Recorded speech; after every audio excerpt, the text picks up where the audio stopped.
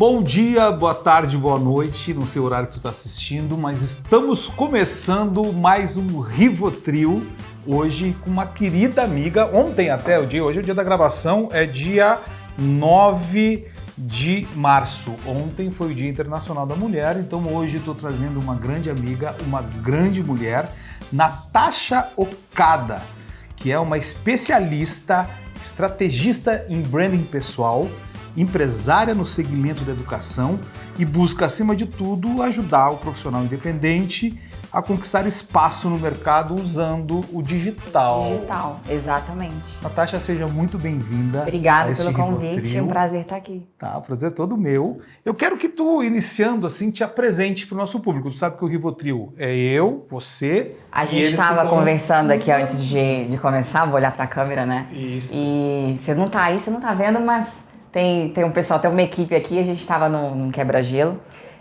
Eu gosto de dizer, Rivo, que sempre que as pessoas falam assim, fala o que você faz, se apresente, eu gosto de responder que eu sou a Natasha, esposa do Gustavo, filha do Robson, da Ângela, que é filha de, né, com outros 3 irmãos, e que... teve uma educação de pais que me amaram muito e que me deram essa liberdade para eu poder escolher e ter essa... Eu acho que me responsabilizar pelas minhas próprias decisões, né? Atualmente, hoje, eu trabalho com posicionamento de marcas pessoais, mas eu venho de uma carreira bastante academicista. Então, eu era advogada, escolhi essa profissão por uma questão de estabilidade, então antigamente tinha muito isso, né? Você tem que fazer direito, medicina ou alguma engenharia. Eu fiz meio semestre de direito.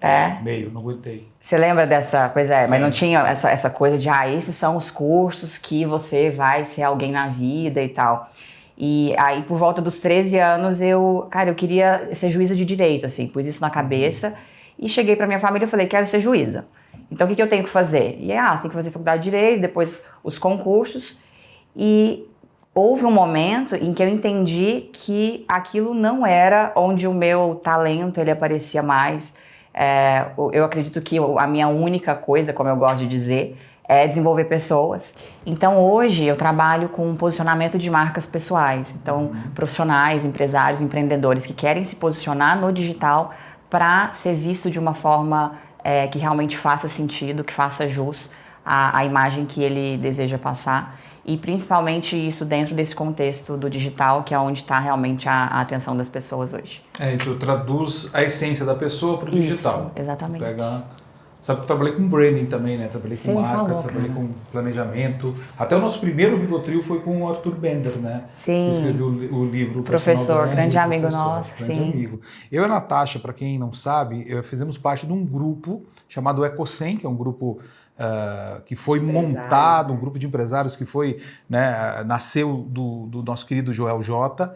E a gente se conheceu lá, é uma turma maravilhosa, são hoje em torno de umas 70 pessoas, né? O máximo vai ser 100. Isso, né? 70, 80 pessoas, 80 pessoas que são empresários de todo o Brasil. E a gente tem esse ecossistema, né? Que forma um networking, a gente tem muita troca, muito ensinamento, então a gente fez uma grande amizade ali, e junto com o Gustavo, o marido da Natasha.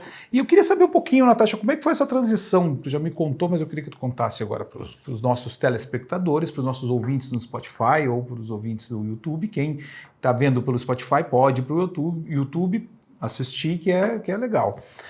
Como é que foi essa transição, né, do direito para o mercado do personal branding, do mercado da mentoria e essa trajetória vamos dizer, do analógico para o digital, né? Porque o direito, eu acredito que era uma profissão um pouco mais analógica, conservadora, mais né? Analógica, sim.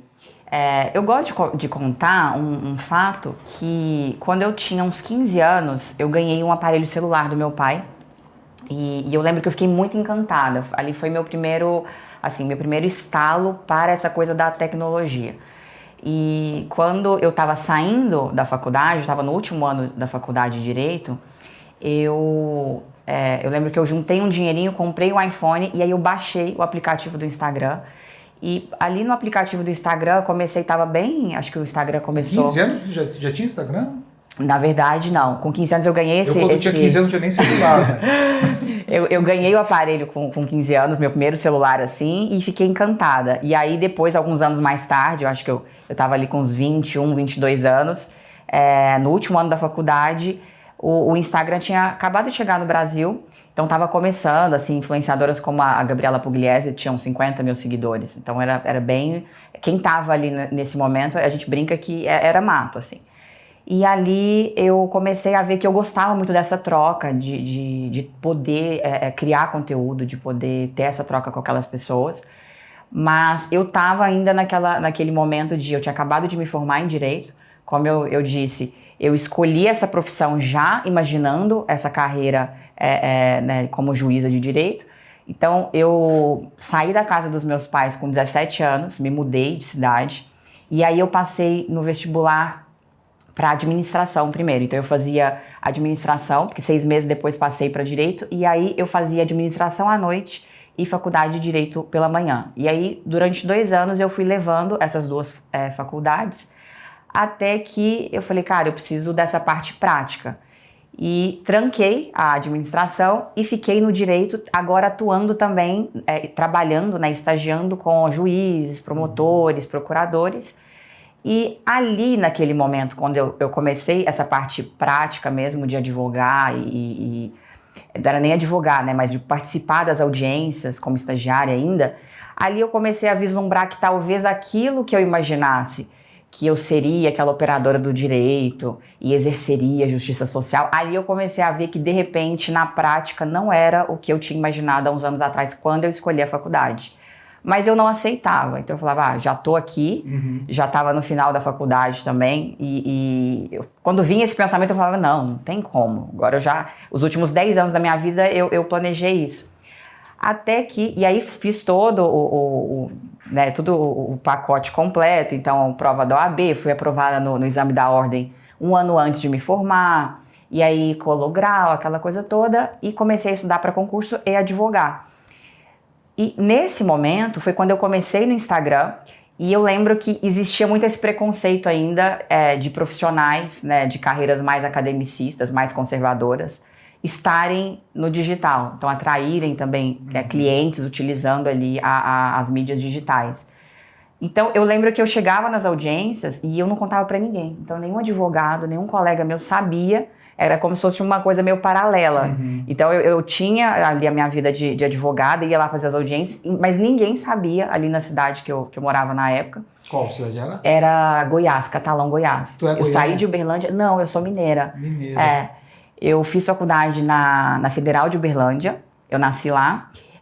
Daí, quando eu terminei a faculdade, a minha mãe tinha se mudado para Catalão, no interior de Goiás, e falou, não, vem morar comigo, que aí você não vai precisar preocupar com nada, e você vai poder estudar e tal. E aí eu fui morar em Catalão. E foi um momento muito, muito importante, porque foi nesse momento que eu fui trabalhar, inclusive, com o presidente do AB, lá na época, e no escritório dele, aprendi muito essa parte. Então, acho que essa parte de venda, sabe, que é muito importante. Foi esse momento, foi bem um laboratório, mas eu não contava para quase ninguém ali daquela cidade que eu tinha esse perfil no Instagram. Eu já devia estar com quase 100 mil seguidores na época no Instagram, 2014, 2015, e era como se fosse uma coisa meio, uma identidade meio, sabe, uma dupla identidade, porque eu sabia que as pessoas não iam olhar aquilo com bons olhos. Até que começou a acontecer uma coisa interessante. Uma marca, a Track and Field, eu sempre até cito os nomes das marcas, a marca viu meu Instagram e eu postava algumas poses de yoga e tal, e essa marca entrou em contato comigo, eles estavam começando o Instagram deles, para me mandar então uns looks, umas coisas, né, uns presentes, e eu nunca tinha imaginado que aquilo podia se tornar um negócio. Então eu lembro que a pessoa do marketing lá da Track and Field me ligou, e aí ela falou assim, a gente queria te mandar algumas coisas, a gente pode te mandar alguns presentes? Aí eu lembro que eu falei, gente, como assim? Tá me perguntando? Lógico, né? E aí quando chegou aquilo pela primeira vez, eu falei, cara, que coisa mais louca, né? Mas até então era um hobby, então eu advogava e tinha o Instagram como uma coisa que eu gostava muito, que eu tinha uma troca ali, e eu sempre fui muito visceral, eu sempre fui muito verdadeira, eu acho que eu sempre quis ser muito real lá no meu Instagram. Então, se eu enfrentava alguma situação, eu gostava de trazer o que eu tinha aprendido com aquilo. E foi passando um tempo, foi mais ou menos 2015, 2016, eu já estava monetizando com o Instagram. E já tinha mais ou menos um ano que eu não estava mais realizada no direito, né? Então, eu já estava, assim, estabilizada, então já estava com clientes, estava fazendo o meu nome e tal, mas eu não tinha coragem.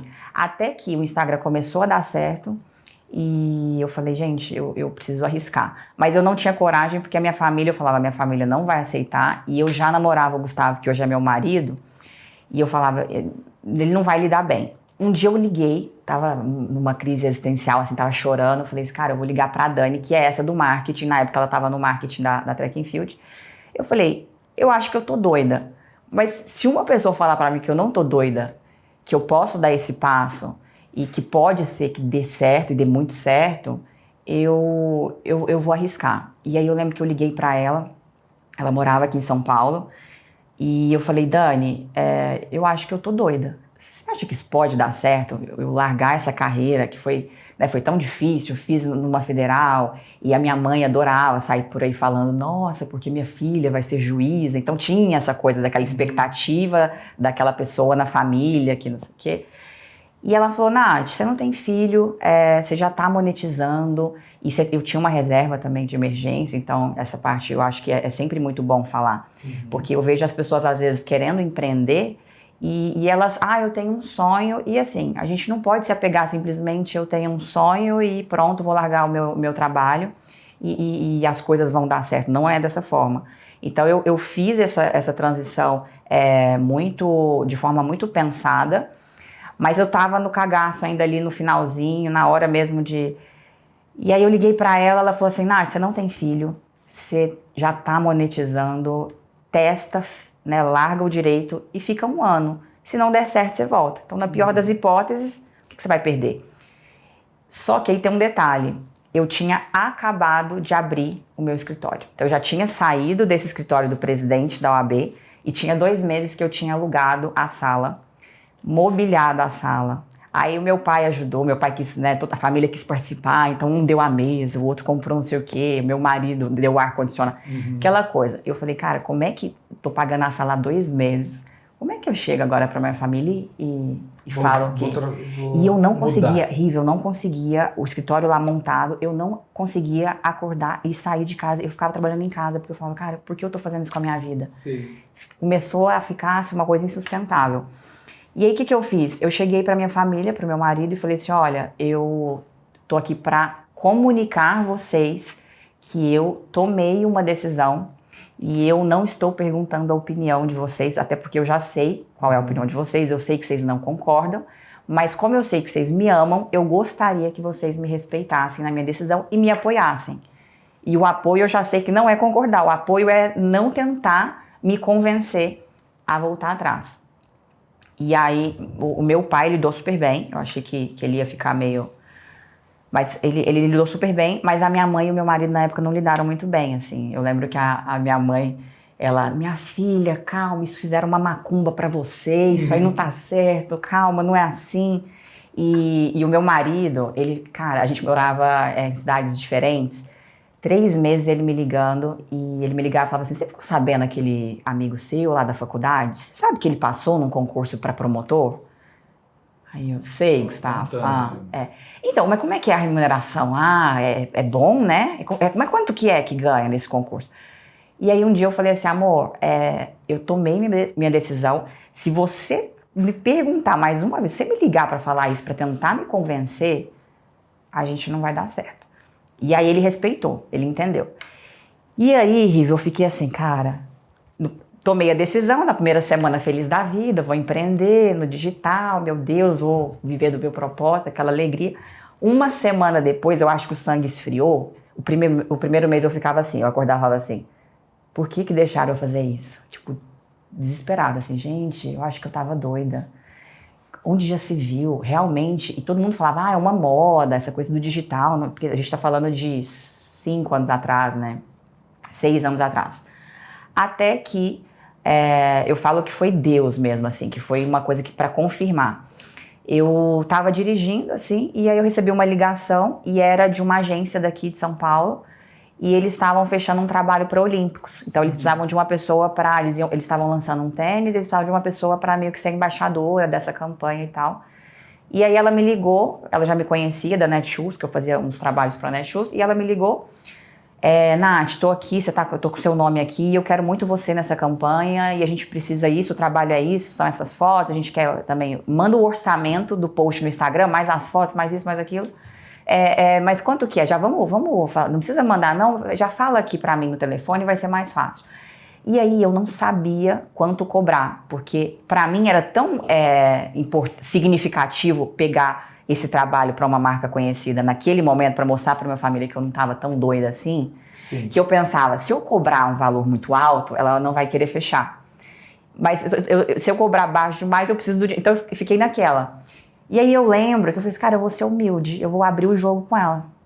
Ela chama Thaís Almeida, ela é minha amiga. Eu falei assim, Thaís, eu vou ser muito sincera, qual o budget da empresa? Quanto eles têm para pagar? Porque... E aí, a hora que ela falou o valor, esse valor era 4 vezes mais o valor que eu ia pedir. Só que você tem que fingir o costume. Sim. E aí eu no telefone, eu falei assim, Thaís, eu vou fazer pra você, porque a gente já se conhece, vamos fechar nesse valor. Fechou. E por dentro eu tava, na hora que eu desliguei, aí eu gritava, chorava, porque eu falei assim, gente, era isso que eu precisava. E esse valor era mais do que o meu marido ganhava, por exemplo, em 2 dias de trabalho, dando plantões e tal. E era um trabalho que em 2 horas a gente fazia. Isso foi acho que essa virada deu uma tranquilizada assim na minha família. Que legal, Nath. Eu vou pegar esse gancho de toda essa introdução que tu fizeste, mas tu tá falando um pouquinho da tua construção no digital, e a gente podia pegar esse podcast para justamente ensinar um pouquinho, passar um pouquinho desse conteúdo maravilhoso que tu tem, da tua experiência maravilhosa, e passar para o nosso ouvinte como é que é para construir um negócio no digital. Como é que a Nath construiu o negócio dela? Tu já tá falando um pouquinho, né? Sim. Eu tô falando bastante, tu fala bastante, hein, né? Se eu deixar aqui, tu vai falar sozinha. Se deixar, eu não preciso fazer pergunta, eu vou deixar só apertar o REC aqui. Se deixar, eu vou embora. Meu marido fala que a gente fala mais como da cobra. Mas que assim, bom. A Natasha, a família dela é mais como da que cobra. Que bom, então eu não vou fazer nem pergunta, tu vai falando, porque daí a gente pode ter esse podcast como um podcast didático para ensinar justamente essa parte e eu aprender também, né? Porque eu preciso escalar mais o meu digital, né? A gente está aí com o Rivotril, e até tem uns episódios bastante assistidos, mas dentro do digital eu também tenho algumas coisas que eu posso levar e aprender, e eu acho que a gente pode levar essa construção toda, o negócio digital, e buscar ensinar o nosso ouvinte. Eu penso que essa pergunta que você fez, né? Qual que são os primeiros passos para você estar no digital? E eu acho que enxergar o que você está fazendo ali como um negócio, independente se você é, por exemplo, um dentista, médico, advogado, se você é alguém do mercado financeiro, enfim. Você tem que se enxergar como um negócio. Eu acredito que a primeira coisa é você entender que você precisa criar conexão. Então, a gente está num momento onde quem está começando agora no digital, eu sou muito realista, assim, está começando atrasado. Uhum. Então, se você está entrando, principalmente no Instagram, hoje o Instagram é a plataforma que as pessoas gastam mais tempo. No Brasil é a plataforma mais forte, a mídia social mais forte. E é onde as pessoas, elas entram para poder entender, cara, eu preciso comprar algo, eu preciso contratar alguém. Deixa eu entender quem dessas pessoas aqui, ela vai me mostrar e me provar, sem eu conhecer, sem eu testar, principalmente se você vende serviço, se essa pessoa é a melhor pessoa para me atender. Se ela realmente vai conseguir me atender bem porque ela me entende, porque ela é parecida comigo, ela é do meu grupo, vamos dizer assim. E eu acho que a primeira coisa é você pensar que não são números, são pessoas, mas principalmente você já ter essa clareza de o que você vai vender. Eu sempre gosto de pensar, tem que ter um objetivo, você não está ali do nada. Propósito. Exatamente, é o seu propósito, mas é também você entender assim, o que eu quero, qual é o meu trabalho, a minha empresa vende o quê? Então qual que é o meu cliente, quem eu quero atrair?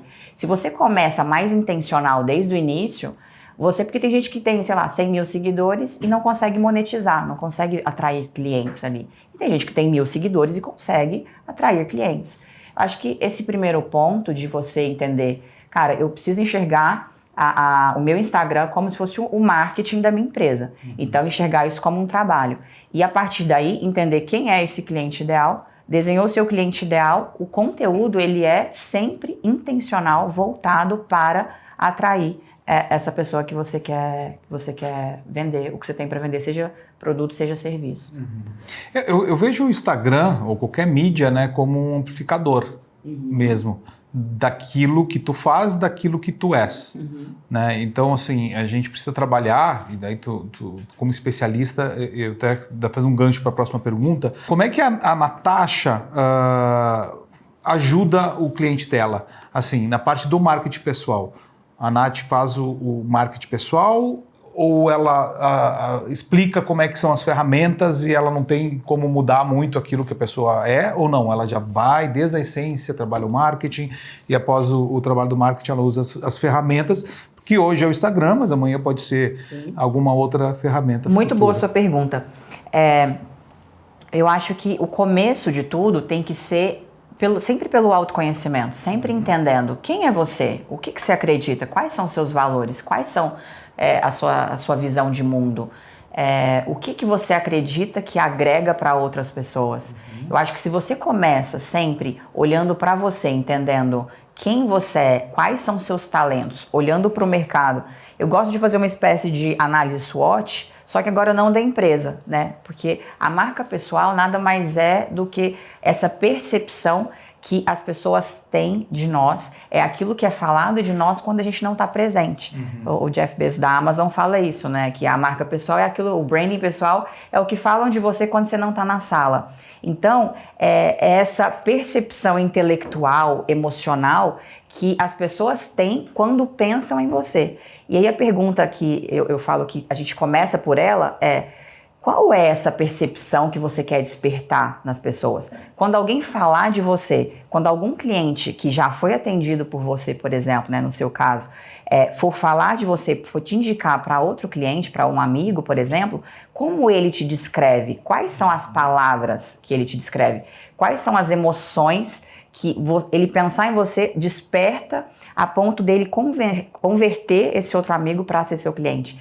Então, a marca pessoal é esse conjunto, né? É o nosso nome, é a nossa reputação, é o brilho nos olhos que a gente tem enquanto está prestando aquele serviço, enquanto está trabalhando naquilo que a gente ama, se a gente se importa com o nosso cliente, a gente mostra que a gente se importa, é todo esse conjunto. E eu acho que se a gente começa daí, a gente começa entendendo quem somos nós e a gente se enxergando como uma marca, porque eu sou uma marca, você é uma marca, todos nós somos uma marca, independentemente se a gente tem consciência disso ou não. Então essa marca ela já existe, cabe a nós entender se a gente está sendo intencional para construir essa percepção para as pessoas que a gente realmente quer atrair. E obviamente tem que ter um objetivo. Então a gente começa dessa pergunta: qual que é a imagem que você quer? Como que você quer ser lembrado? Como que você quer ser lembrada? Mas com um objetivo geralmente profissional.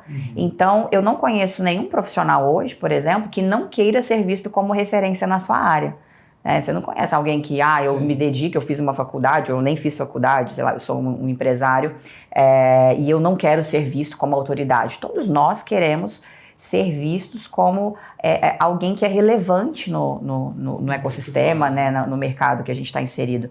E para isso a gente tem meios de fazer essa gestão, essa administração do nosso nome, da nossa reputação, né? Nós somos o nosso principal recurso. E eu sempre falo que a gente está passando os sinais o tempo todo, né? O tempo todo tu está comunicando, seja com a roupa que tu veste, seja com o gestual, a postura, o tom de voz, a altura que você fala, se você olha nos olhos, se quando o seu cliente está aqui, você aperta na mão dele e você passa essa confiança, ou se o cliente você está atendendo e você, você se encolhe e quase que pede desculpa por existir. Então, tudo isso, e eu falo que essa linguagem não corporal, inclusive, e é por isso que é muito ligado também a você se conhecer, você conhecer suas potências e você entender que essa autoconfiança ela tem que exalar pelos poros, para que as pessoas pensem, cara, essa pessoa confia nela. E se ela confia nela, eu estou disposta a confiar o meu dinheiro também. Perfeito.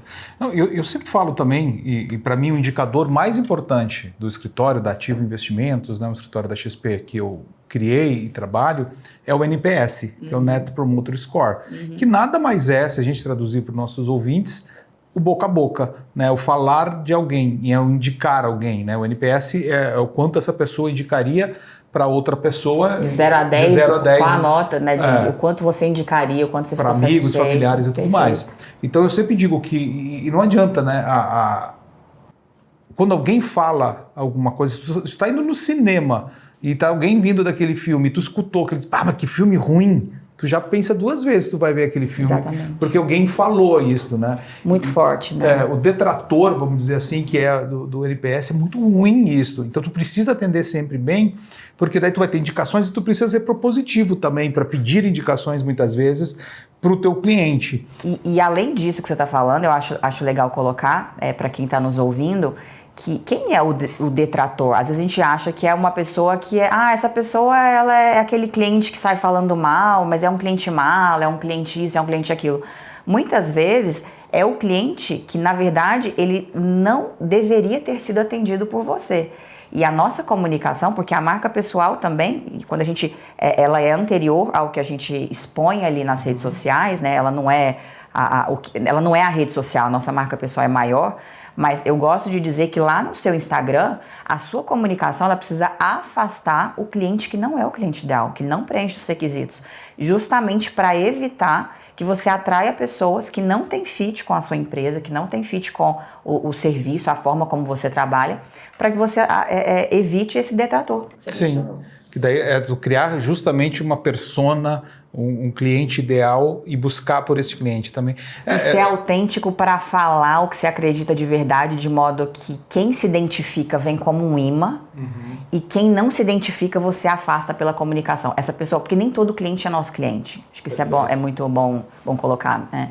E às vezes esse detrator, ele na verdade é um cliente que você deveria ter criado filtros e maneiras de identificar. A gente, nos nossos programas, a maioria dos nossos programas, a gente trabalha muito com tickets altos, né?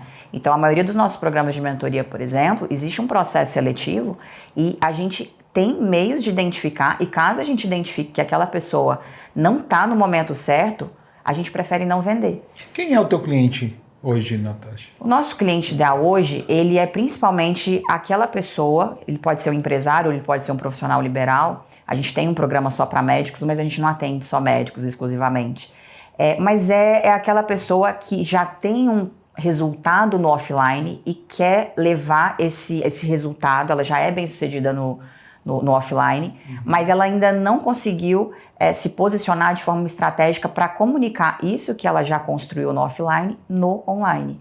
E através disso, através dessa potência, né, dessa comunicação, dessa marca pessoal, ela atrair clientes. Basicamente, essa é a persona. Eu vi nos teus conteúdos que tu fala de marketing com propósito, né? Como é que tu define marketing com propósito?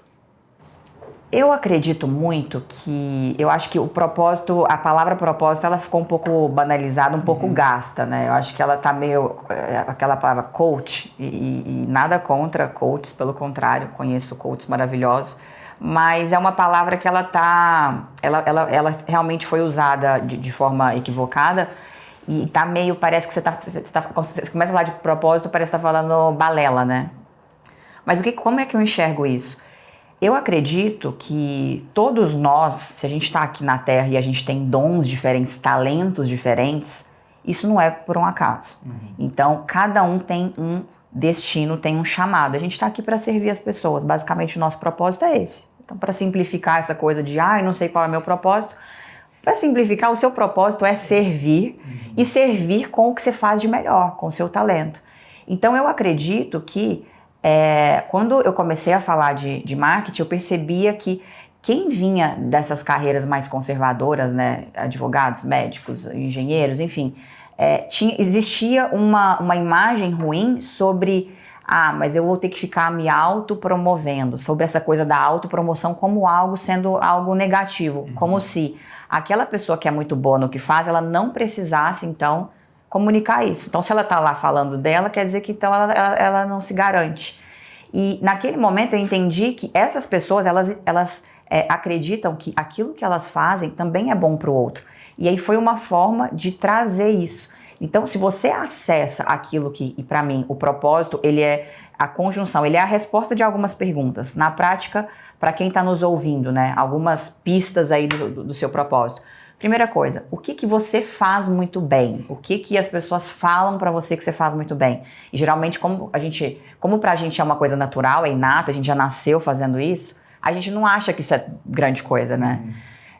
A segunda coisa é o que você ama estudar, o que você, quando não está trabalhando, quando você está nos seus momentos de folga, o que você está lendo, o que você está estudando, sobre o que você gosta de conversar. Isso também é um outro ponto.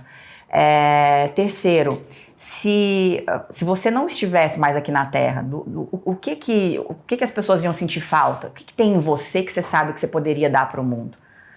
Então, eu acho que você respondendo essas perguntas, né? E aí, obviamente, a quarta pergunta, que é também, as pessoas têm que querer pagar por isso. Então, isso que você oferece, o mercado paga por isso? Né? As pessoas enxergam como algo que realmente tem valor. E aí, quando a gente entende que é possível fazer dinheiro com o nosso trabalho, que isso não é feio, porque o que acontece muitas vezes a gente acaba atendendo bastante, são profissionais que são muito bons no que fazem. Então, a gente tem um programa para médicas, por exemplo, que é muito comum. Elas já fizeram 6 anos de faculdade, mais 6 anos de residência, agora está fazendo doutorado, está fazendo mestrado, está numa pós, e elas não conseguem sair do convênio ou do plantão, porque existe um sentimento quase que de culpa. Nossa, mas eu já trabalho com uma coisa que eu amo. Meu trabalho ainda é na área, eu ajudo as pessoas, eu ainda vou fazer muito dinheiro com isso, eu ainda vou enxergar isso como negócio, eu não vou estar mercantilizando. Será que eu não vou ser visto como uma pessoa dinheirista? Será que eu não vou ser visto como uma pessoa arrogante ou uma pessoa que... Então, eu acho que no Brasil tem essa coisa ainda, sabe? Parece que é feio vender, é feio fazer dinheiro. Mas a gente vende o tempo todo, né? O tempo todo. A gente vende... E parece que se você agora... você enxerga o que você faz como um negócio e começa a focar e você começa a ter resultados financeiros, é como se, então não dá para conciliar as duas coisas. Ou eu vivo do meu propósito, aquilo que me realiza, aquilo que eu faço e nossa, eu não precisaria nem receber por isso, porque me dá tanta realização pessoal. E eu acho que isso sempre me incomodou. Essa coisa de que se você trabalha com algo que você ama e você vê o seu cliente realizado e aquilo te realiza, então você ainda vai cobrar bem por isso? Isso sempre me incomodou. O propósito ele é muito parecido com o talento mesmo, né? Sim. O teu talento é o teu propósito, mais ou menos nessa definição que tu fizeste. Basicamente isso que eu acredito, até porque, né, eu acho que a gente está num mundo, num mercado que nos padroniza. Se a gente não atuar numa coisa que a gente realmente já é muito bom, é difícil se diferenciar, né? Eu digo uma coisa também, tu sabes, né? Eu sou formado em comunicação social, publicidade e propaganda. Você me falou, você deu uma virada, né? Dei uma virada e depois fui para o mercado financeiro, porque eu vi, e eu acredito que eu vou fazer o gancho pelo que tu faz hoje, né? Qual que é o teu propósito, qual que é o teu talento, eu vou fazer um gancho com o meu. Eu vi que as pessoas, elas têm diversas profissões. Todo mundo trabalha algo, né? Todo mundo que está aqui nessa sala, todo mundo que está nos escutando tem algum trabalho, e o propósito daquele trabalho, entre aspas, é receber um dinheiro no final do mês ou no final da semana, depois daquele serviço que tu prestou, daquele produto que tu vendeu, receber o teu dinheiro. Só que as pessoas não têm na faculdade conteúdo ou matérias que tratam de cuidar desse dinheiro. Então eu digo que eu ajudo as pessoas a realizarem sonhos através da assessoria financeira. Né? Ajudo as pessoas a realizarem sonhos vide objetivos, né? Os objetivos das pessoas. E eu digo também que as pessoas se formam em medicina, se formam em direito, se formam em diversas profissões de profissionais liberais, e não tem nenhuma disciplina lá que ensina eles a vender essa profissão, que depois eles vão para o mercado, eles têm que vender para fazer dinheiro. Então, tu ajuda eles a vender, né, que é a tua profissão, e eu ajudo eles a cuidar do dinheiro. E depois você ajuda a investir esse dinheiro, a cuidar desse dinheiro, até essa liberdade financeira, né? Então, eu digo até que isto justamente por isso que é o crescimento também da profissão, vou dizer, do assessor financeiro e da profissão do personal branding, do crescimento da tua profissão como uma estrategista para o digital, porque ali tu está ensinando as pessoas como elas vão vender aquilo que elas são boas, aquele talento, aquele propósito e aquilo que ela aprendeu na faculdade ou na vida, né? E mais uma coisa que eu falo, que as pessoas têm, tudo é um repertório, né? Tu és o que foi que tu acumulou de repertório durante a vida. Até por ter sido músico antes de publicitário, eu gosto de usar essa questão do repertório e a vida... Você foi músico, aí você teve agência de publicidade, a gente estava conversando antes aqui de começar com o Arthur Bender, e aí depois você foi para essa área do mercado financeiro. Que meu pai tinha. Você é meio versátil também, sou né? versátil. Você é cíclico, mas agora eu cheguei. Agora, o que é o próximo? Eu tô na 8ª vida, né? Mas aí agora já chega. Agora eu tô nessa aqui. Você dá uma... E sua família não fica de cabelo em pé? Tipo, como assim você vai mudar? Como é que foi essa? Não, foi tranquilo, foi porque na verdade eu conheci minha esposa publicitário, eu já tinha passado a fase do músico, porque se eu fosse músico quando eu conheci minha esposa, eu não tinha essa esposa. Não tinha? Não, com não ela teria, não. Então, como eu já tinha largado a parte da música, né, que eu toquei todos os finais de semana durante 12 anos, dos 18 aos 30, sem folgar um final de semana. 12 anos. 12 anos fui músico de baile, e daí eu pude pagar minha faculdade. Paguei a faculdade de publicidade e propaganda, porque achava que eu ia fazer jingles, né? Porque com o dinheiro que você ganhava da banda, com a guitarra, você pagava a faculdade? Sim, pagava a faculdade. De publicidade e propaganda. Isso. Gente, quem olha não imagina nunca. Não, eu posso contar quando a gente estava num almoço desse grupo de empresários que a gente faz parte, e a gente nunca tinha trocado ideia, né? A gente já tinha se encontrado, assim, se cumprimentado, e aí eu comecei a conversar com ele, e aí eu falei, você lembra que eu falei, você é legal, né? Tipo, você é mó legal. E aí ele ficou com uma cara assim pra mim, tipo, porque eu não tenho cara de legal de início.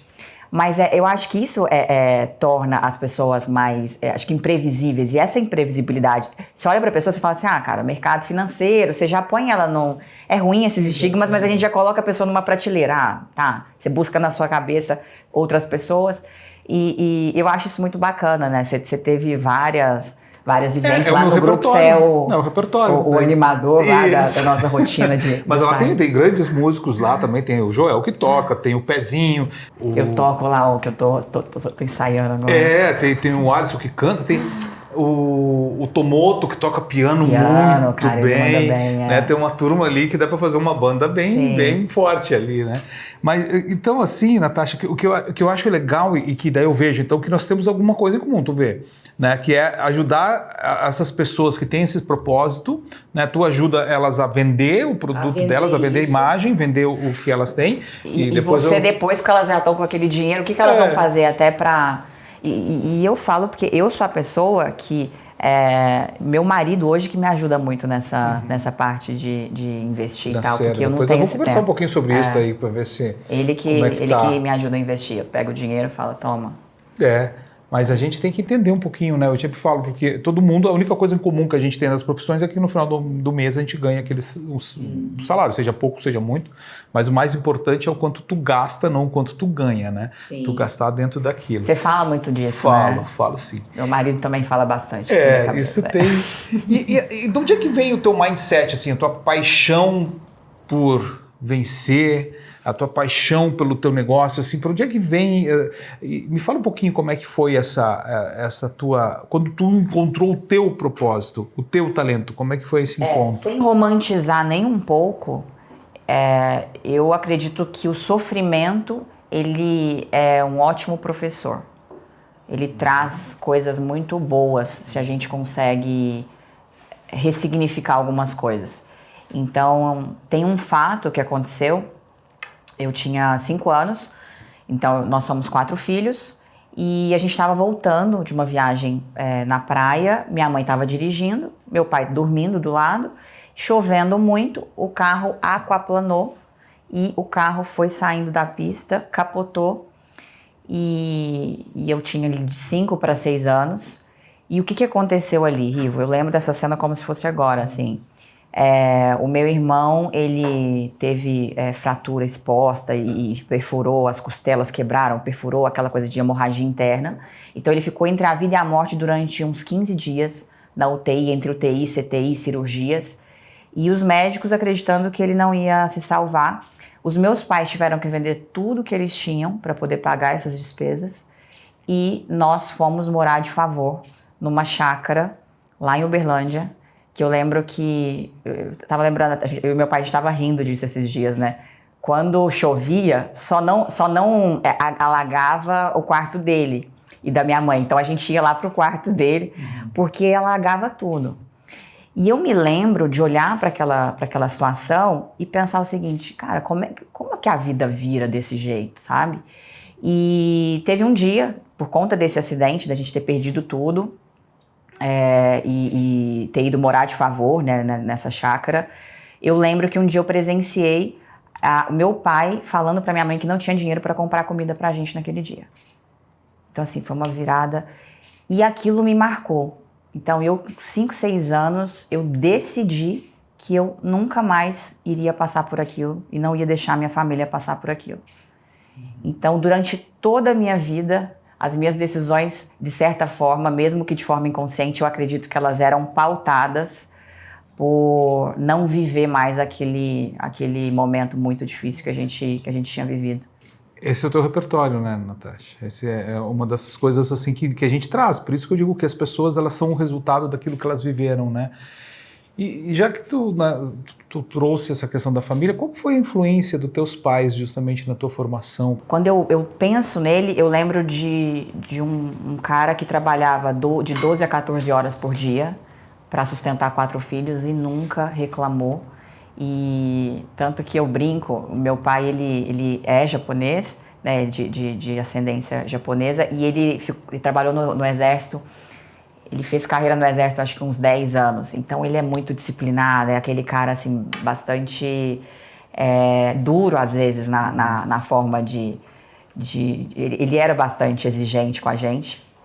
E ele sempre falava isso, ele falava assim, olha, vocês estão tendo a oportunidade. Depois de um tempo ele mudou de profissão, então ele começou a dar aula. E eu e os meus irmãos, nós éramos os filhos os bolsistas ali. Então a gente estudava num colégio de rico, mas a gente não era rico, então a gente era meio que os bolsistas. E meu pai falava muito isso pra gente, vocês têm que valorizar, porque vocês estão tendo acesso a uma educação né, de qualidade, e eu vou ajudar vocês até o 3º ano. Depois eu não pago faculdade para ninguém, depois é com vocês. Tanto que aos 17 anos eu saí de casa e fui fazer faculdade.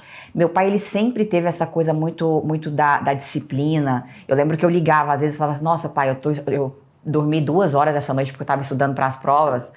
E querendo meio que um cafuné, uma palavra de, ai, minha filhinha. E ele falava, não, você não morre, não. Ninguém morre porque dormiu pouco.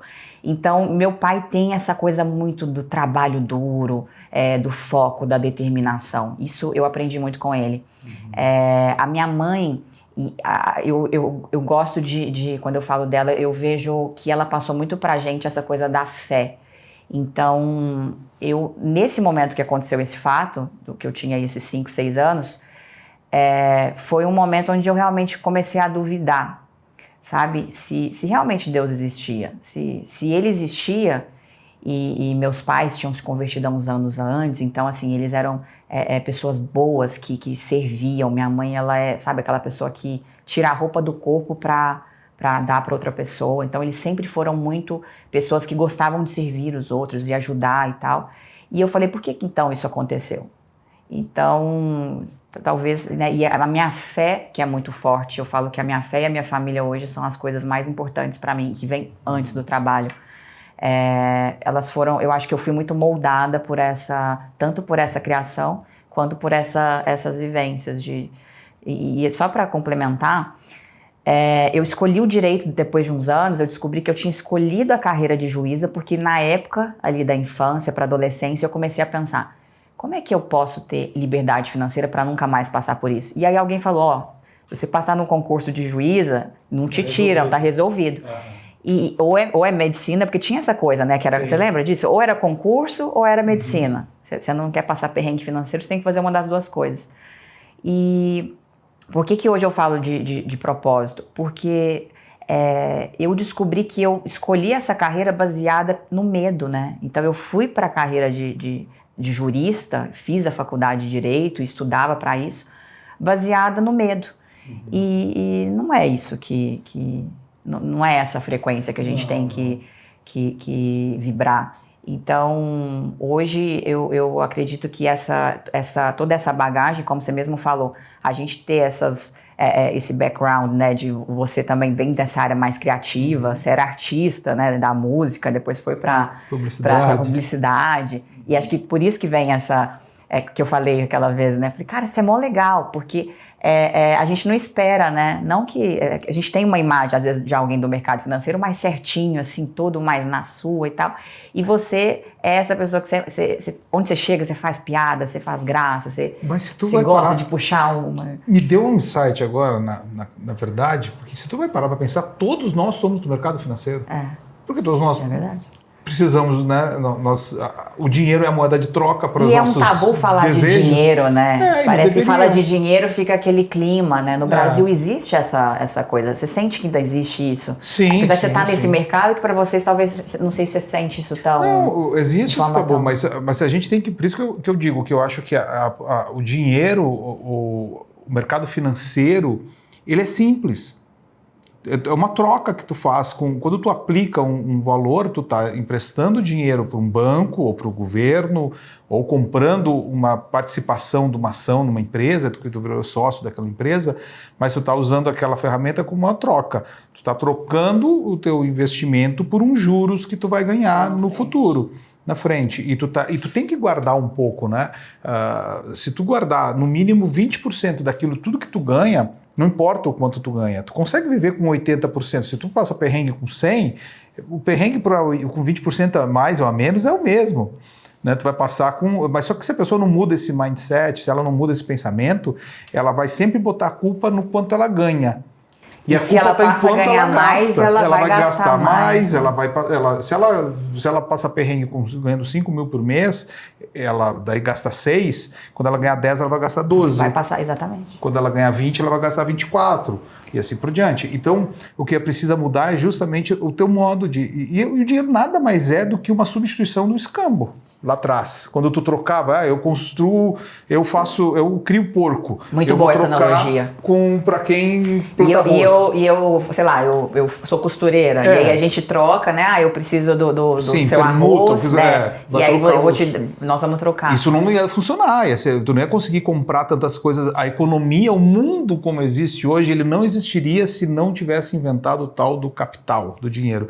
Então, com as pessoas que falam mal do capitalismo, elas têm que parar para pensar, primeiro que não é as teorias que são mal, que são mal são as pessoas, né? Seja capitalismo, socialismo, as teorias sempre têm a utopia, tem coisas boas, tem coisas ruins, tem coisas óbvio, mas as pessoas e os tratos que fazem essas né, a bagunça no mundo. Mas só que o capitalismo, ele veio para nos ajudar muito, ele que desenvolveu o mundo em si, porque daí tu pôde exercer o teu talento e receber por aquele talento. Porque como é que eu vou trocar? E dinheiro é tempo de vida, né? É. Chegou um momento em que esse escambo ele não funcionava mais, então na verdade, agora a gente criou essa convenção, a moeda, porque na verdade você tem o arroz e eu tenho a roupa. E aí eu preciso do arroz, mas você não está precisando da roupa. Eu quero comprar e se a gente entende iPhone. que é tempo de vida, a gente tira esse peso todo desse tabu que existe em torno desse assunto, né? Eu vejo que as pessoas ainda são muito, muito fechadas para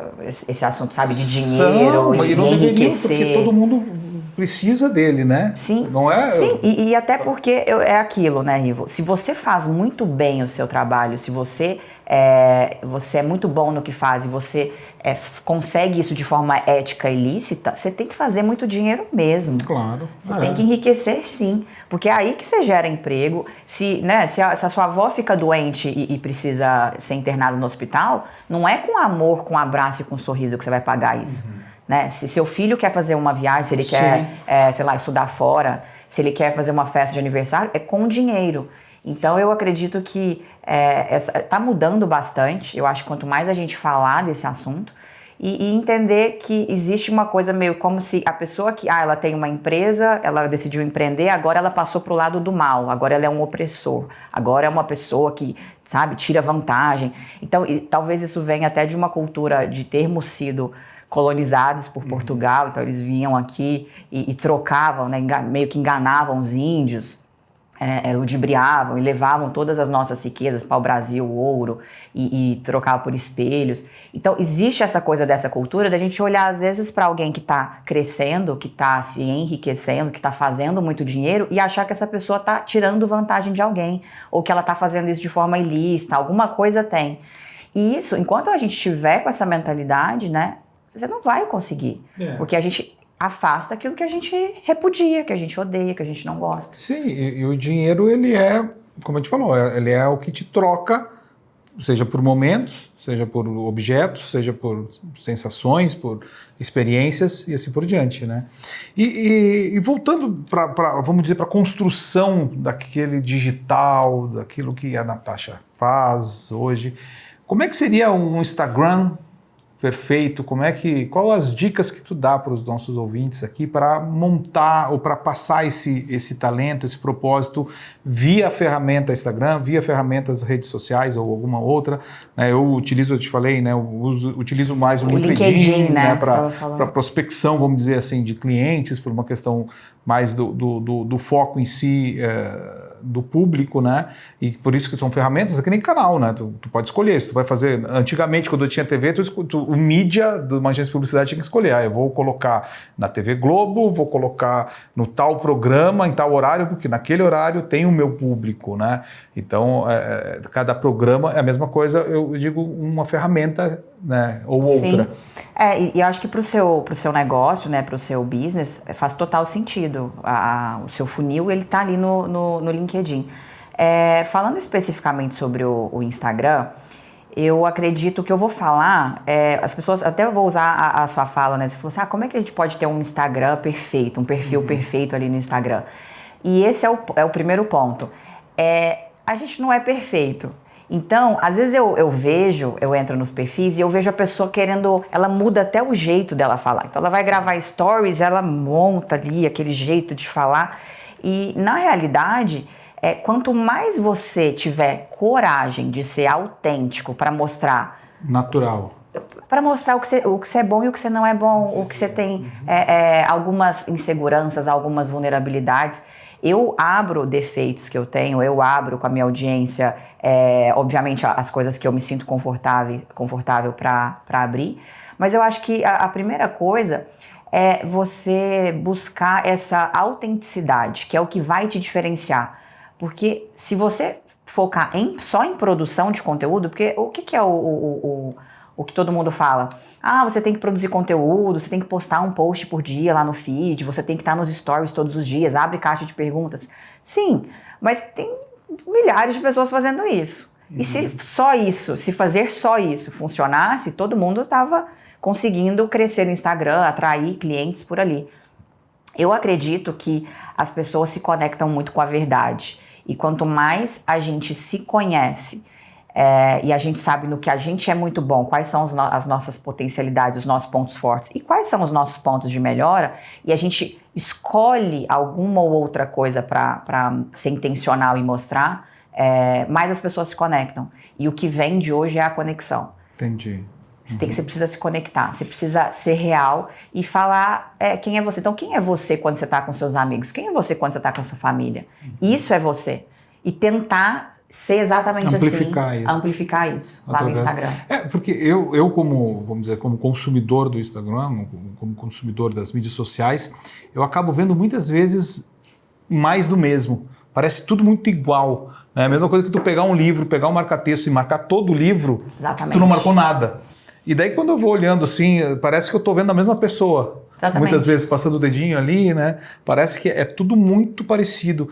E às vezes eu fico um pouco também pensando nessa questão do trabalho, né, do mercado digital em si, assim, se ele não amplifica aquilo que tu faz na vida mesmo, né, no analógico, vamos dizer assim, ele não serve para nada, né? Fica uma corrida de rato, fica uma volta... É um hobby caro. É um hobby caro, né? Tu tem que vender aquilo que tu faz seja um serviço, seja um produto. E volta para aquilo que a gente falou, nem todo cliente é nosso cliente. Se a gente é muito intencional em mostrar a nossa personalidade de forma visceral, e se a gente, porque hoje está tudo muito, todo mundo, não vamos falar disso, isso aqui eu não falo porque pode ser que alguém não pensa assim, isso aqui também eu não falo. E aí fica aquela coisa em cima do muro, ninguém tá querendo mais seguir perfis que as pessoas estão ali em cima do muro. A gente quer se conectar com a personalidade. Também, né?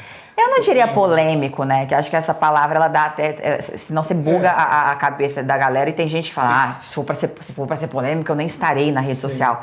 Mas, na verdade, você precisa ser muito convicto e ter essa coragem. Você não tem que ter opinião sobre tudo, mas é interessante que sobre aquilo que é inegociável para você, vou dar um exemplo. Para quem está nos ouvindo e você quer se posicionar no Instagram para atrair clientes, né, seja se você vende um serviço ou se você vende um produto, o que no seu mercado você olha e você não concorda? Quais são as práticas do seu mercado? Perfeito. Então você tem coragem de se posicionar? Mas eu vou comprar briga porque tem pessoas que fazem isso. Então, mas sempre o Ayrton Senna, eu estava vendo uma entrevista, é o cara que meu pai mais assim... era fã e passou isso pra gente. Eu tava vendo algumas entrevistas dele agora recentemente no YouTube e tem um vídeo que ele fala isso. Ele fala que quando você quer fazer valer o que você acredita, a sua personalidade, aquilo, a forma como você enxerga que deve ser as coisas, você vai comprar briga. Você vai se indispor com algumas pessoas. E eu acho que ter essa coragem de ser autêntico, sem ferir ninguém, sem ficar, sabe... Porque existe também, o Simon Sinek fala disso, do jogo infinito, que para você se manter relevante no seu mercado, uma dos requisitos é você não ter inimigos, você se esforçar ao máximo para não ter inimigos no seu mercado. Então, parece meio contraditório, é um jogo de cintura que precisa ter, mas se você é aquela pessoa que é água de salsicha, você não dá opinião de nada, você não fala nada que pode ter duas vertentes, as pessoas elas não vão te acompanhar. E só para fechar isso, como é que eu enxergo esse medo? Porque acho que está muito comum agora nessa onda de cancelamento. Talvez nos últimos 2 anos, isso de ser cancelado, um medo de falar alguma coisa, de expor algo e ser cancelado na internet. Como é que eu enxergo? Tem uma frase que eu acredito muito e essa frase, eu ouvi essa frase há uns 10 anos atrás. Foi um ministro do STF na época que falou. E a frase é a seguinte: quando você está cumprindo o propósito da sua vida, o elogio e a crítica têm o mesmo valor. Nenhum. Então, foca na sua missão. Foca naquilo que você acredita. Essa frase, ela me ajuda muito a ter coragem de me posicionar sobre alguns assuntos na minha rede social. Que grande frase, hein? Porque se você é aquela pessoa que você é muito movida pelos aplausos, eu postei isso aqui, o pessoal gostou. Na primeira crítica você se derruba e você não consegue. Então, o jogo do digital, estar ali na internet, é um jogo também do longo prazo, da consistência. E talvez no primeiro elogio tu também tá achando o cara. Exatamente. E um pouquinho tu cai e do fica cavalo. refém da aprovação alheia. Sim. Eu acho que esse é a maior armadilha. Então essa frase, ela me ajuda de certa forma a me blindar contra esse medo do cancelamento, porque se a gente está refém sempre, o que vão pensar? Mas se eu falar isso aqui, alguém pode não gostar. E vem de novo para aquele ponto. O boca a boca hoje do nosso cliente, o que o nosso cliente, o NPS, né, o que o nosso cliente fala do nosso negócio, é a maior forma, né, a mais forte, a mais poderosa ferramenta de promoção para a gente atrair mais clientes. E se a gente permite, através de uma comunicação, que é uma comunicação tímida, é uma comunicação até não corajosa, né, não ousada, e muitas vezes morna por um medo do que os outros vão pensar, a gente não está afastando também aquele cliente que a gente não quer atender, porque não tem fit com o nosso negócio. Esse cliente depois vira um detrator, e eu acho que esse ponto é importante se você hoje quer estar no digital e você quer fazer diferença. Você quer realmente atrair pessoas que pensam como você, e a gente gosta de comprar de quem a gente admira. A gente gosta de contratar profissionais que a gente se identifica. Maravilha. E tu citou o Simon Sinek, né, e outros autores. Quem são as tuas inspirações? da Natasha, assim, tu falaste do Ayrton Senna, do teu pai, e da Natasha, quais são as inspirações, quem são as pessoas que, vamos dizer, teus ídolos e pessoas que eu nem chamo de ídolos, assim. Tem uma pessoa que eu não poderia deixar de falar. Desde criança, eu gosto muito de ler a Bíblia. Meus pais ensinaram a gente a ler a Bíblia e contavam as histórias. E a forma como Jesus, ele conduzia, sabe, as pessoas, e ele ensinava, e ele tinha compaixão, e ele se posicionava naquilo que ele achava que não estava correto. Tem aquela passagem lá nas Escrituras que ele chega e está tendo comércio no templo e ele se posiciona. Eu acredito que é a minha grande inspiração. Isso me foi ensinado pelos meus pais. E depois, com certeza, é meu pai e minha mãe. Com certeza. E o meu marido, cara. O meu marido, ele é maravilhoso. Beijo, meu amor. Te amo. Você conheceu o Gustavo, né? Claro. E o Gustavo, ele tem uma coisa de disciplina, assim, sabe? De trabalho duro também, de não reclamar. O meu marido, ele me inspira muito. Nós estamos juntos já há 8 anos. E ele é meu oposto, assim. Tudo que eu não tenho, que eu não vinha, que Deus não quis por alguma razão me conceder de dons e talentos, ele tem. E ele fala também que isso é recíproco. Então eu acho que é a pessoa que hoje me inspira muito, é meu marido. Tu falaste em compaixão, né? De Jesus, compaixão. Eu tenho uma definição muito clara para mim de compaixão. Qual seria a tua definição de compaixão? Deixa eu confrontar com a minha para ver. A minha definição de compaixão, eu acho que é olhar para alguém e tentar enxergar aquela pessoa para além daquela casca, daquela carapaça, ou para além das atitudes que você está vendo ali. E o que pode ter motivado. E também você se colocar no lugar daquela, você acessar e ao invés de falar, isso não é problema meu, todo mundo sofre, todo mundo tem problema, você pensar, e se fosse comigo? Eu tenho uma definição que é muito próxima mesmo, é não querer que o outro sofra. Compaixão para mim é não querer que o outro sofra. E quando as pessoas se dão conta que se tu não querer que o outro sofra, isso é uma grande coisa, né? Não teria, talvez, as guerras que a gente está acontecendo agora, né, na Rússia e Ucrânia, que a gente vê tanto horror ali, né? E não querer que o outro sofra, isso para mim é tão forte. E eu sou cristão, né? Sou luterano, nasci e sempre tinha o domingo lá dos cultos, onde tinha, né, o culto infantil que falavam na minha cidade natal, que inclusive até comentei contigo antes, ela é 5 vezes menor do que os teus seguidores no Instagram. Né? Deve ter Qual é o nome da Montenegro, cidade? Montenegro? No Rio Grande do Sul. Rio Grande do Sul. Deve ter uns 50, 60 mil, talvez no máximo 70 mil habitantes, né? A Natasha tem 260 mil seguidores, então cabe 5 montenegros dentro do teu Instagram. E essa questão da compaixão, eu aprendi muito. Teu pai, né, Okada, né, de origem japonesa, meu sogro é Roshi, né, minha esposa é de origem japonesa também. Meu sogro nasceu no Japão. Uau. Meu sogro só não é de origem japonesa, como ele é japonês. Ele não é brasileiro, ele não é cidadão brasileiro. Ele é japonês e minha sogra é de origem. É muito forte isso. E eles têm muito, né, do budismo. E o budismo é muito forte, essa questão da compaixão, né? Mas daí tem uma outra coisa que eu vejo também na compaixão, que daí eu, mesmo cristão, acabo, né, admirando outras filosofias e outros modos, e eu acho que eles são muito práticos no sentido de praticar, né? Eles praticam realmente. Eles acreditam que o amor é prático, né? A caridade, a filantropia, assim. Que às vezes eu vejo que falta para nós cristãos. Assim, no sentido de que às vezes a pessoa sai da igreja, sai do culto, sai da missa e ali já está mandando o outro. Por isso que tem aquela passagem nas Escrituras que fala que a fé sem obras é morta. É isso. Porque uma coisa é, ai, nossa, olha o mundo, mas o que a gente pode fazer? E não precisa ir muito longe. O que a gente pode fazer hoje ao nosso redor? sabe? Com pessoas do nosso convívio, do nosso círculo social. Né? E principalmente essa questão da compaixão, né? Porque existe tanto invisíveis no mundo, né? Como as pessoas às vezes veem, assim, um assessorista, um gari, talvez, assim, como parece que aquilo ali é uma paisagem que está ali naquele... que não vê um ser humano que está ali, às vezes, não, né? Passa meio despercebido, e isso não pode existir, né? A gente vê agora, então, essa questão, esse horror que é a guerra, mas além daí o budismo que eu estava citando, que talvez o teu pai também tenha algum contato e conhecimento, ele fala que em algum momento todo mundo foi tua mãe.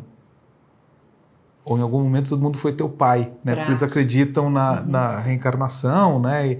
E daí, imagina se... Então, a Natasha foi minha mãe e eu fui tua mãe em algum momento. Se tu vê com esse viés, todo mundo tem aquele amor, né? Pelo pai, pela mãe. E parece que você se conecta, fácil, né? É mais fácil, né? Eu acho que mais fácil ter essa hoje visão, em dia as pessoas não que... querem ouvir, ninguém quer ouvir ninguém, ninguém quer ajudar ninguém. Eu não tenho... É meio que cada um por si, Deus por todos. Eu acho que essa forma independente, né? E se nós somos a imagem e semelhança de Deus, nós deveríamos ser por todos também, né? Sim, não só Deus por todos. Nós também deveríamos ser por todos, né? Muito bom, perfeito. Eu vejo isso. Mas, Natasha, então a gente já nos informaram que a gente já passamos de 1 hora de bate-papo, né? Como é rápido isso.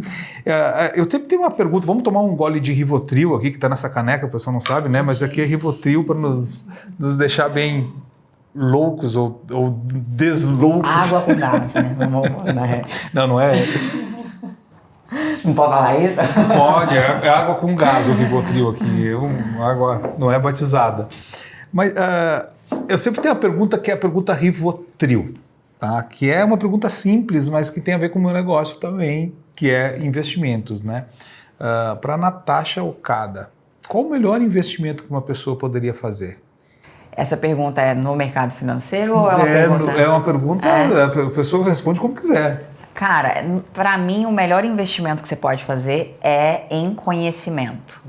Inclusive contratar um assessor, você está contratando, você está alugando o cérebro dele para te orientar onde você vai investir seu dinheiro, né? Mas é conhecimento. Eu acho que, principalmente, a gente estava falando de empreendedorismo, né? E você abrir um negócio ou você querer começar no digital e pensando atrair ali um funil de vendas mesmo. Você precisa saber o que está fazendo. Então, eu acho que sempre o melhor investimento é em conhecimento, investimento em você mesmo. É assim que a gente consegue multiplicar, na minha visão, esse investimento e fazer mais dinheiro. E o que tá inclusive, aqui, como eu falei, alugando o conhecimento de outra pessoa, pegando emprestado o cérebro de um assessor de investimentos. Porque, cara, eu nem ouso, eu faço meu dinheiro e eu não ouso falar, deixa eu achar que eu vou colocar aqui, eu vou investir nessa ação, Porque tem gente, eu prefiro acreditar, a pessoa faz só isso, sabe? Quem sou eu para achar que eu vou saber? Mas eu sempre falo que a decisão visão, final sabe? Tem que ser tua. O assessor de investimento, ele é os olhos para ti pro mercado financeiro. Mas eu acho que o cara faz só isso, é como eu acredito, sabe? A pessoa faz só isso da vida. Mesmo que eu falar, eu vou estudar 1 hora por dia, eu não... Mas ele é o vamos dizer, o coach. Sim.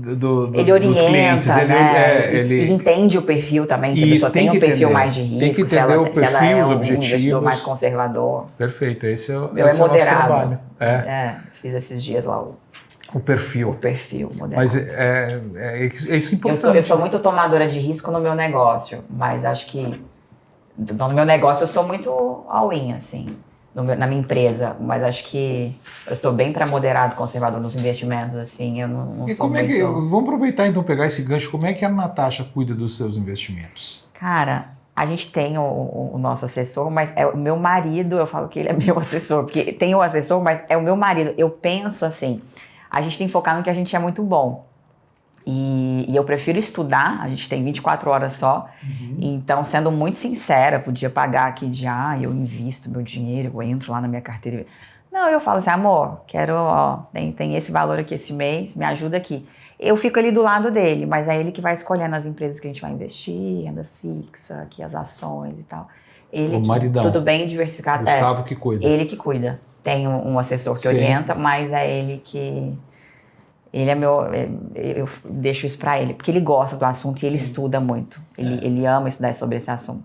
Ele tá num grupo, ele é da área da saúde, então ele tá num grupo de médicos, que esses médicos ficam falando só disso o dia todo, só de mercado financeiro, de investimentos e bolsa de valores. Então ele gosta desse assunto, ele estuda, ele se dedica. Quando ele não está estudando o assunto dele, ele é cardiologista, ele está estudando sobre isso. Então eu prefiro focar em estudar no que vai fazer a minha empresa fazer mais dinheiro. Eu acho mais inteligente. Então vamos fazer um bate-bola assim, rapidinho, para terminar esse nosso Rivotril de hoje. 3 livros que a Natasha coloca para os clientes. 3 livros. Gosto muito. Para mim, esse livro foi assim, game changer, que é Os Segredos da Mente Milionária. Tô lendo agora, tô terminando a Psicologia Financeira. E gosto muito, um de marketing, vamos pegar um de marketing. Gosto muito do As Armas da Persuasão. Tem a Psicologia do Dinheiro. Psicologia do Dinheiro, Este? Não, eu tô lendo a Psicologia Financeira. É outro. E As Armas da Persuasão. Gosto muito desse livro. Marketing digital. 3 filmes. Cara, eu sou ruim de filme, você acredita? Não sou a pessoa documentário. dos filmes. Documentário. Gosto muito do documentário do Bill Gates. Não lembro o nome. Acho que chama Bill Gates. Sim, maravilhoso mesmo. Uma série, né? Uma série que mostra como é que é a mente brilhante dele. Eu tenho um filme que chama... Eu sou muito fã do Steve Jobs. Tô terminando agora a biografia dele, são 500 páginas, então assim... Já li, é um rolê maravilhoso bem, também. Eu adoro biografia. Não é? E é muito legal, é muito bem escrita. É um cara do New York Times lá que fez, enfim. Então tem o filme dele, no Netflix tem o filme dele, chama Jobs. Eu já assisti umas 3, 4 vezes. É bom também. Então tem esse filme. A Procura da Felicidade, eu gosto. Eu gosto de esses filmes que geralmente eles são baseados em fatos reais, assim, pegou uma história de alguém e fez o filme. Mas não sou a pessoa dos filmes, então nem... Legal. Vamos dizer, 3 perfis que todo mundo deveria seguir no Instagram, que precisa, ainda mais quem lida com digital. Aí, primeiro, o da Natasha. Vamos fora o da Natasha, né? Fora do Rivo JR, fora o Rivotril. Cara, perfis que eu gosto de acompanhar. No empreendedorismo, eu gosto muito do perfil do Thales Gomes. Gosto do mindset dele, assim. Ele é um cara que é bastante tomador de risco, ele é novo, acho que ele tem uns 30 e poucos anos. E o lifestyle dele, então ele brinca que ele faz esportes que colocam a integridade física em risco, é uma coisa que eu me identifico, assim. Sou bem... gosto muito do perfil dele, gosto muito em outras áreas. Um dos meus esportes que botam em risco a minha integridade física, né? É o charuto e a bebida, né? Esse é o meu esporte, assim. Eu não bebo, né? Eu fico lá na rotina de saída, lá a gente fica mais... Não, eu tô brincando, a bebida eu tô diminuindo bastante. Um charutinho que... Cara, perfis que eu gosto. Nessa área da espiritualidade, gosto muito do Dave Leonardo. Eu acho que a forma como ele tem uma forma muito visceral, assim, muito emocional de falar. Então, gosto muito. Financeiro, gosto muito. Eu gosto de alguns, né? Gosto muito do Thiago Nigro. Gosto muito do Benchimol. Eu acho legal que ele faz esses esportes de endurance. Então, eu gosto muito pelo que eu tô vendo aqui, eu gosto muito de perfis que a pessoa ela traz um pouco de quem ela é, assim, que você enxerga o lifestyle, você enxerga também eu acho legal o Benchimol ver ele fazendo aquele Iron Man, aquelas coisas, né? Então, acho que seriam esses. Tem vários outros, assim, mas os que vieram na minha cabeça, gosto do perfil da Nath Vosa. Acho ela autêntica, acho que todo mundo conhece, né? Construiu a NV com o Antônio. Gosto muito do perfil dela também. E tem vários outros, esses foram os que vieram assim na minha cabeça. Legal. Então, Nath, eu acho que dentro das nossas perguntas, pelo horário que a gente tá. O papo tá muito gostoso. Se deixar a gente vai embora. A gente vai, né? a gente pode, depois a gente pede qualquer coisa para reduzir, ou faz 2, né? Podemos fazer, daqui um pouco a gente faz mais um. Mas muito, muito obrigado. Foi um prazer, um privilégio conversar contigo aqui no Rivotril. A gente, né, vai se ver agora em seguida em Gramado novamente. Vamos nos ver, então, obrigado. E deixo aqui para tu falar tuas considerações finais aqui para os nossos ouvintes. E pode deixar o teu recado, o que tu... Minhas considerações finais, eu acho que você que está nos ouvindo ou assistindo, essa frase, né, que é a minha filosofia de vida. Se você está cumprindo o propósito da sua vida, aquilo que você sabe que você nasceu para fazer, então a crítica e o elogio vai ter sempre o mesmo peso, nenhum. E se você tem essa visão, você vai lidar com as críticas e elas vão vir, esse julgamento ele sempre vem, essa falta de apoio muitas vezes, ela vem e ela não te desanima. Então a mensagem que eu queria deixar é essa, e devagar e sempre, e é isso. Obrigada pelo convite. Eu que agradeço. Então...